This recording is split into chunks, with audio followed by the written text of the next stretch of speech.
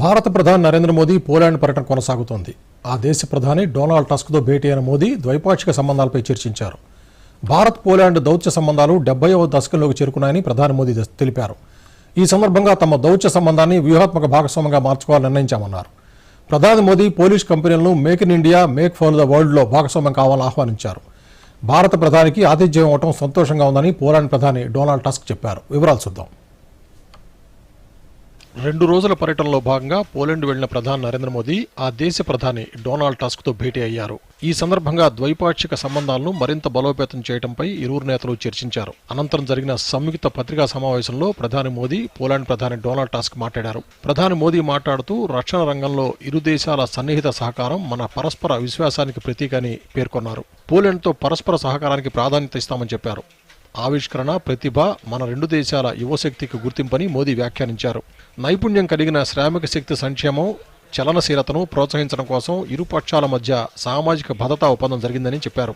వాతావరణ మార్పు అనేది సాధారణ ప్రాధాన్యత కలిగిన అంశమని, మన సామర్థ్యాలను కలుపుకొని హరిత భవిష్యత్తు కోసం కృషి చేస్తామని మోదీ స్పష్టం చేశారు.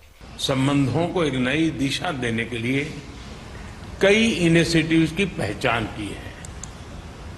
2 लोकतांत्रिक देशों के रूप में हमारी पार्लियामेंट के बीच आदान प्रदान को बढ़ावा दिया जाना चाहिए. आर्थिक सहयोग को व्यापक रूप प्रदान करने के लिए प्राइवेट सेक्टर को जोड़ने के लिए काम किया जाएगा. फूड प्रोसेसिंग के लिए क्षेत्र में पोलैंड वर्ल्ड लीडर्स में से है. हम चाहते हैं कि पोलैंड की कंपनियां भारत में बनवाए जा रहे मेगा फूड पार्क से जुड़े. भारत में तेज गति से हो रहे शहरीकरण से water treatment, solid waste management, urban infrastructure, ऐसे क्षेत्रों में हमारे सहयोग के नए अवसर खुल रहे हैं.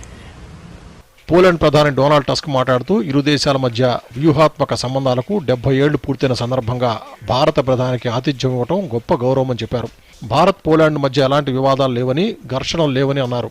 భౌగోళిక వ్యత్యాసాలు, విభిన్న సంప్రదాయాలు, చరిత్రలు ఉన్నప్పటికీ తాము ఒకరినొకరు బాగా అర్థం చేసుకున్నామని పేర్కొన్నారు. కానీ చరిత్ర 2 దేశాలకు సూత్రాలు, సరిహద్దులు, ప్రాంతీయ సమగ్రత, సార్వభౌమాధికారం, దేశ చట్టాలను గౌరవించాలని నేర్పిందని చెప్పారు. అనంతరం భారత విదేశాంగ శాఖ అధికార ప్రతినిధి రణధీర్ జైస్వాల్ ఎక్స్ వేదికగా స్పందిస్తూ ప్రధాని మోదీ పర్యటన భారత్, పోలాండ్ భాగస్వామ్యంలో సరికొత్త మైలురాయి అని పేర్కొన్నారు. వార్సాలోని ఫెడరల్ ఛాన్సలరీలో భారత ప్రధానికి పోలాండ్ ప్రధాని డొనాల్డ్ టస్క్ ఘనస్వాగతం పలికారని చెప్పారు.